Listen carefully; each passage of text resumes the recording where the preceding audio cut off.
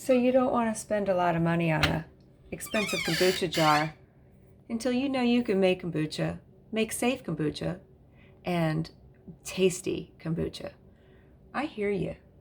I bring you the poor man's kombucha jar. I've been making batches and batches and batches using old spaghetti jars, pickle jars, pepper jars. It works because all you need for kombucha is a glass jar and the coffee filter and a rubber band. And then if you want to do the second flavorful ferment, just reuse the jars you bought from the store. Not only do they work, they're a great size, the tops are already made for fermenting, and you know it's done when it kind of bubbles up.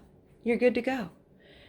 And of course you can try the Thrift Shop. I found this one for about, I think $3. It has a spout, so nice.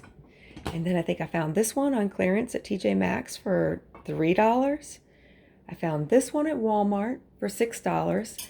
It has a spout, except for when you buy one that doesn't have the spout inside, which I didn't even know it's supposed to have a spout because I didn't want the spout because you are basically growing bacteria, and my thought is just it might get yucky and gunky, and I don't want to deal with that. Then I found this one at TJ Maxx for $6, and then all you need to do is put a coffee filter on top with a rubber band. Easy. Anyway, next video I'll show you how to make a flavorful second ferment. God bless and Godspeed healing to all.